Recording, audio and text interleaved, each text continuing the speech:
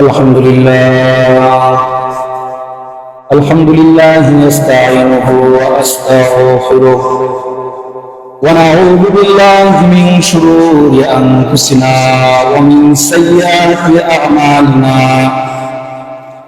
من يهده الله فلا مضل له ومن يضلله فلا هادي له ونشهد أن لا إله إلا الله وحده لا شريك له ونشهد أن سيدنا ومولانا محمدا عبده ورسوله وقال الله تعالى محمد رسول الله الذين معه أشداء على الكفار قال النبي صلى الله عليه وآله وسلم أرحم أمتي بأمتي أبو بكر وأشدهم في أمر الله العمر وأصدقهم حياء عثمان المسلم وأخو المسلم صدق الله مولانا العظيم وصدق رسوله النبي الأمي الكريم ونحن على ذلك من الشاهدين والشاكرين والذاكرين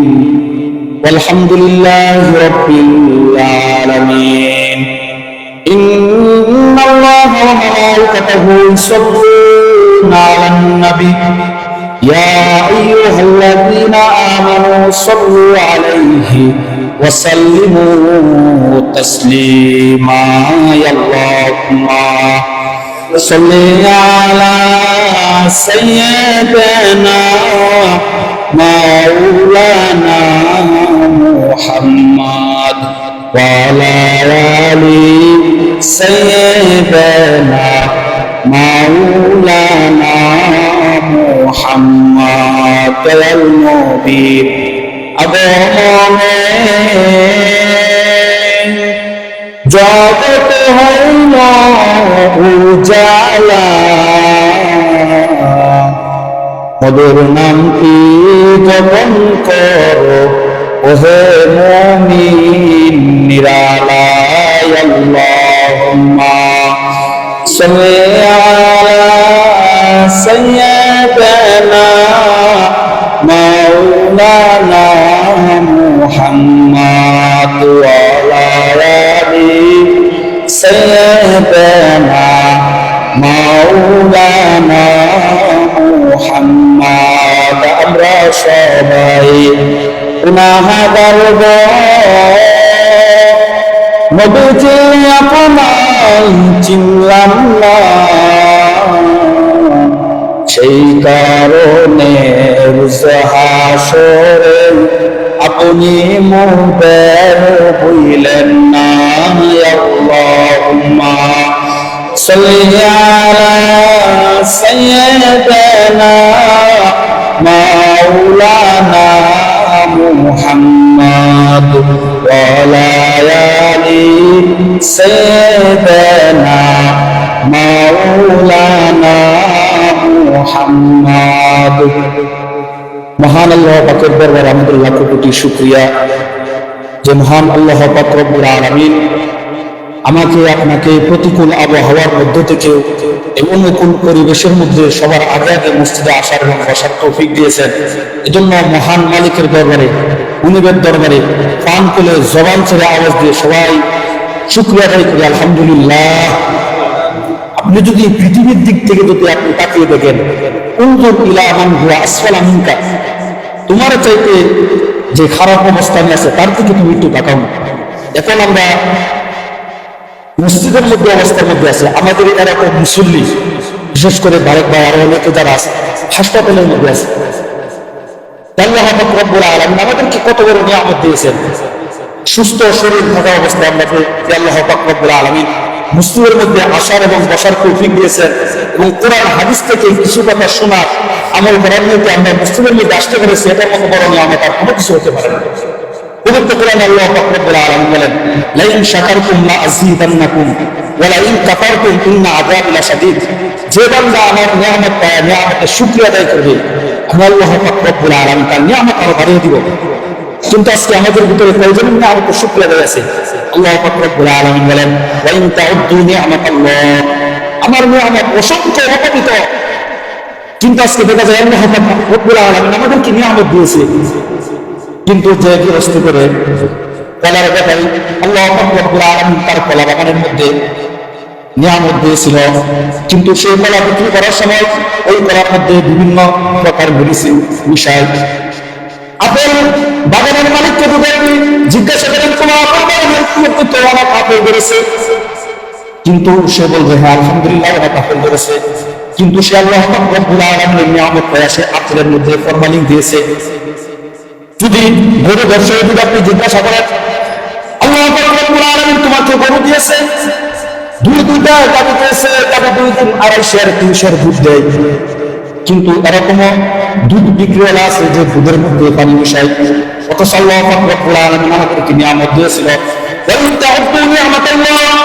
আল্লাহ তাআলা বলেন আমার নিয়ামত অগণিত, যা গণনা করে তুমি শেষ করতে পারবে না।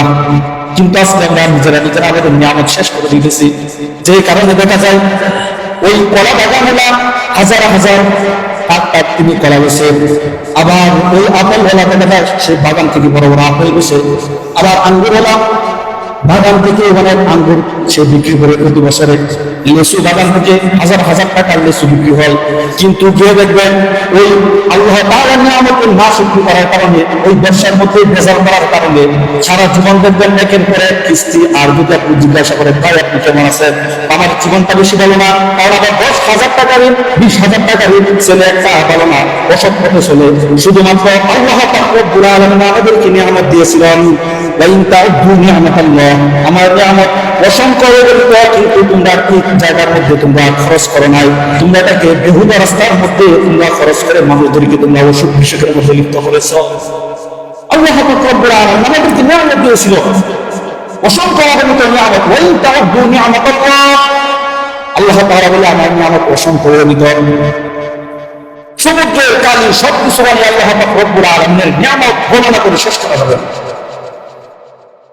আল্লাহ রব্বুল আলামিন আপনাকে আমাকে কত ভালো রেখেছে, যেই কারণে বলেন উনজুর ইলা মান হুয়া আসফালা মিনকা, তোমার চাইতে খারাপ অবস্থানে যে আছে তার দিকে একটু তাকাও, তার দিকে একটু নজর করো, তাহলে তোমার নিয়ামতের কথা তোমার সব আসা যাবে। অনেক সময় হাসপাতালের মধ্যে আপনি একটু চক্কর দিবেন, দেখবেন কত মানুষ হাত নাই পা নাই আছে, তখন আপনার নিয়ামত বোঝা যাবে যে আল্লাহ রব্বুল আলামিন আমাকে কোনো কিছু না দিন, 2টা হাত দিয়েছে 2টা পা দিয়েছে, এটাই সবচেয়ে বড় নিয়ামত। এজন্য পবিত্র কোরআন আমাদেরকে ডাক দিয়ে বলে লাইন শাকারতুম লাযিদান্নাকুম ওয়া লাইন কাফারতুম ইন্না আযাবি লাশাদীদ। যে বান্দা আমার নিয়ামতের শুকরিয়া আদায় করবে, আমার নিয়ামতের শুকরিয়া আদায় করবে, আমি আল্লাহ রব্বুল আলামিন ওই বান্দাকে আমি নিয়ামত বাড়িয়ে দিব। আর যে বান্দা আমার নিয়ামতের শুকরিয়া আদায় করবে না, এটাকে বেহুদা কাজের মধ্যে খরচ করবে, মানুষদেরকে অসুখ বানাবে। আল্লাহ রব্বুল আলামিন বলেন ইন্না আযাবি লাশাদীদ, তার জন্য আমার আযাব অবধারিত রয়েছে। পবিত্র কোরআন কারীমের মধ্যে আল্লাহ রব্বুল আলামিন বলেন মুহাম্মাদুর রাসূলুল্লাহ, মুহাম্মদ সাল্লাল্লাহু আলাইহি ওয়াসাল্লাম আল্লাহর রাসূল, ওয়াল্লাযীনা মাআহু আশিদ্দাউ আলাল কুফার। আর মুহাম্মদ সাল্লাল্লাহু আলাইহি ওয়াসাল্লামের সাথে যারা থাকে তারাই তো সাহাবায়ে কেরাম। বলে ওই সাহাবায়ে কেরাম কাফেরদের ব্যাপারে আশাদ্দু আলাল কুফার, কাফেরদের ব্যাপারে বজ্র কঠোর, কিন্তু ওই সাহাবায়ে কেরাম নিজেরা পুষ্পকমল। কিন্তু আজকে যদি বর্তমান সমাজের দিকে যদি আপনি তাকিয়ে দেখেন, আমরা মুসলমানরা বজ্র কঠোর, আর কাফেরদের ব্যাপারে আমরা পুষ্পকমল। আল্লাহ রব্বুল আলামিন একটি সূরা নাযিল করলেন, সূরাতুল হুজুরাত, সামাজিক রীতিনীতির সূরা।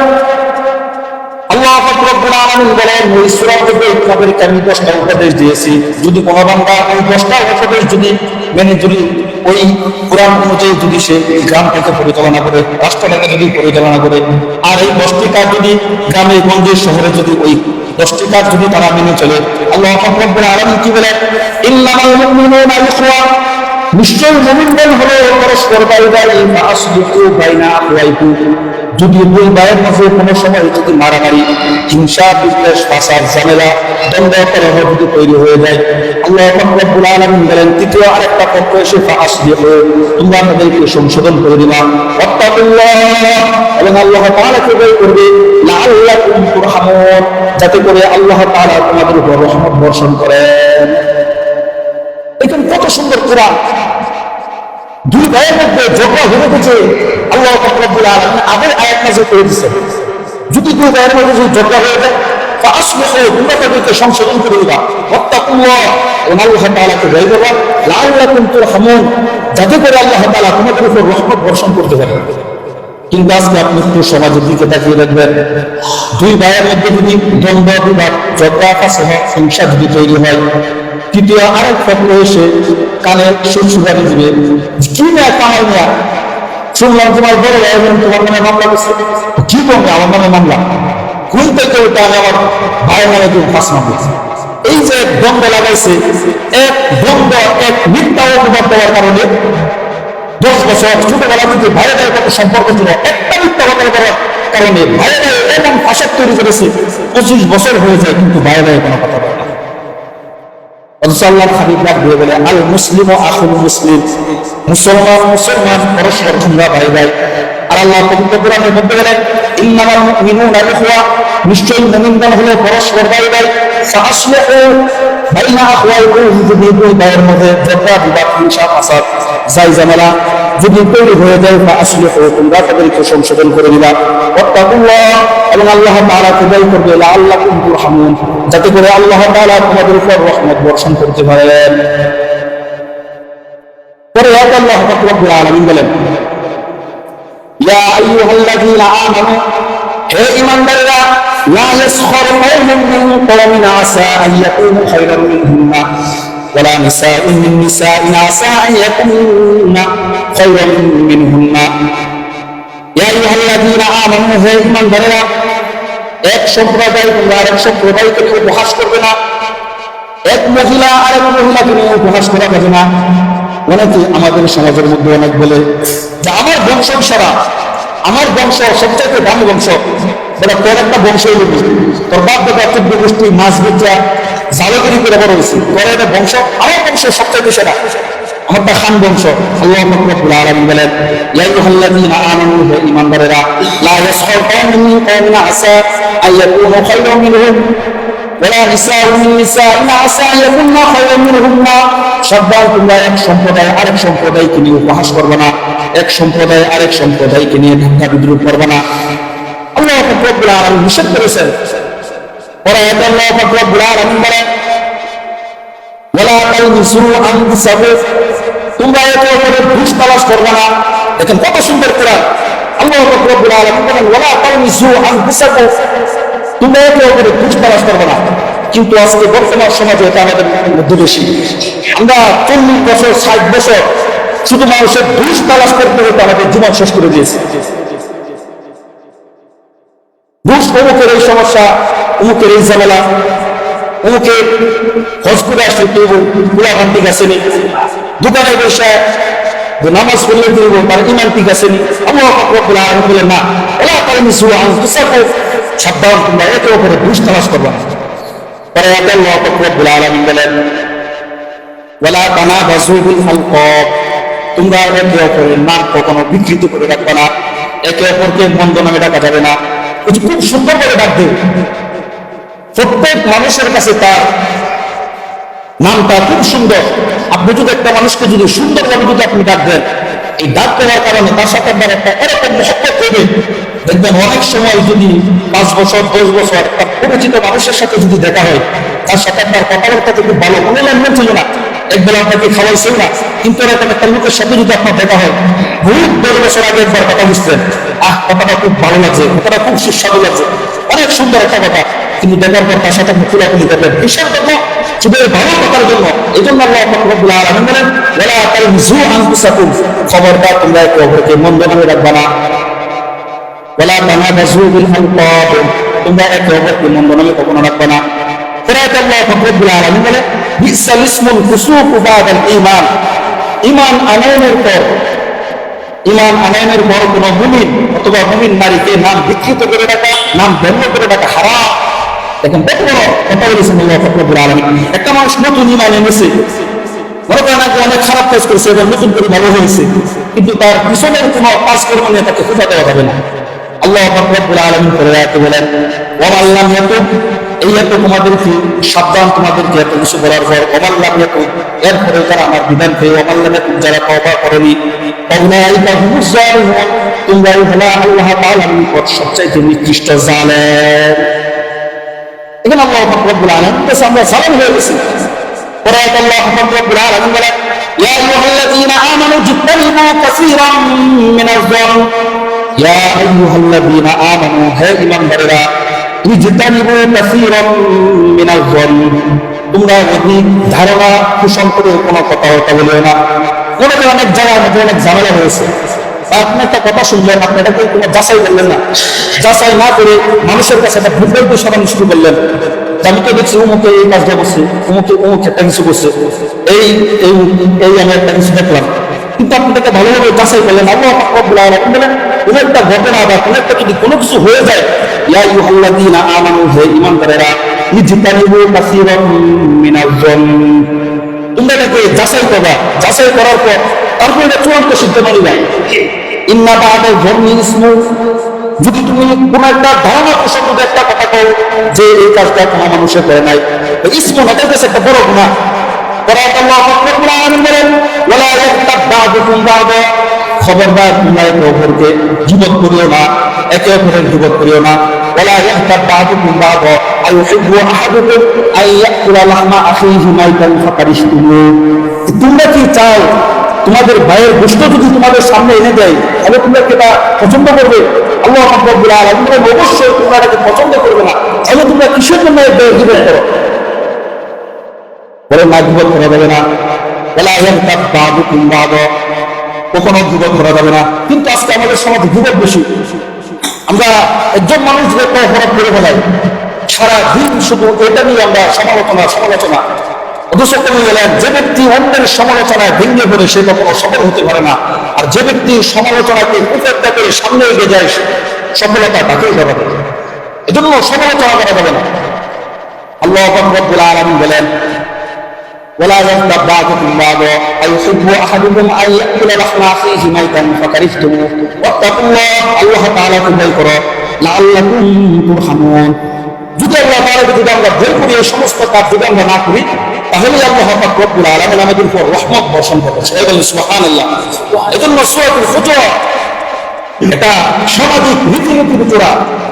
এই সূরা যদি কেউ সমাজের মধ্যে বাস্তবায়ন করে, প্রত্যেকটা পরিবার, প্রত্যেকটা গ্রামগঞ্জে যদি এই সূরাটা যদি সে বাস্তবায়ন করে, যাতে একে অপরের কোনো সময় ঘুষ করবো না, দুই ভাইয়ের মধ্যে যদি কোনো সময় দ্বন্দ্ব ফাসাদ সৃষ্টি হয়ে যায়, আমরা মিলে হাতে পায়ে বুঝে তাকে আমরা মীমাংসা করে দিল।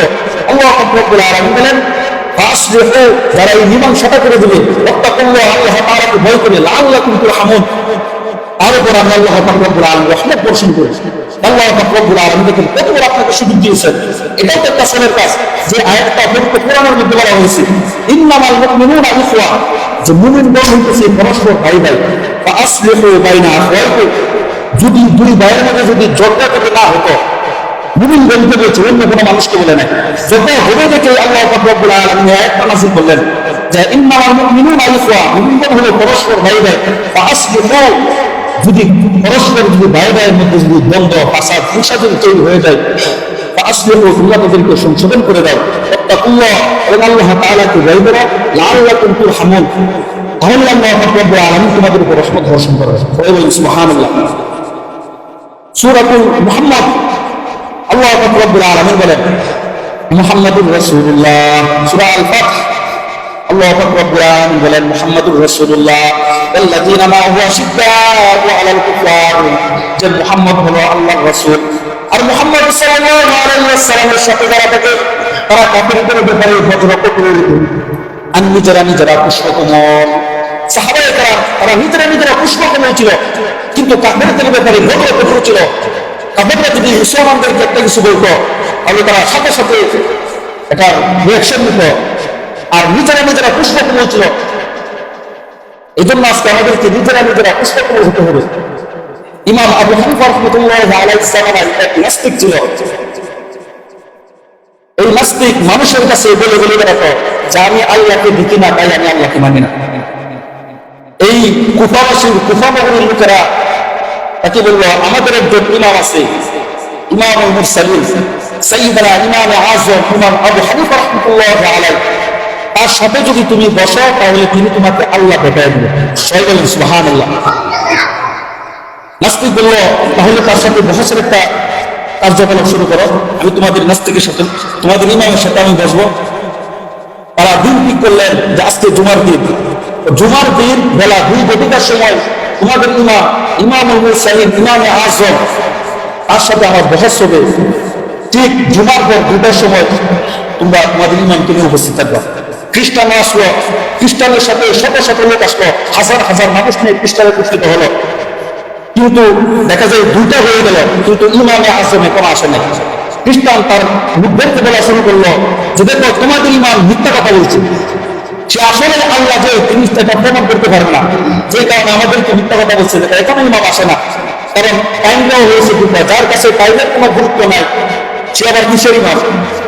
বেলা যখন 2টা বেড়ে যখন 2:15, 20, আধা ঘন্টা, 1 ঘন্টা, 2 ঘন্টা পর ইমামে আযম আবু হানিফা রাহমাতুল্লাহি আলাইহি উনি মসজিদের মধ্যে উপস্থিত হলেন।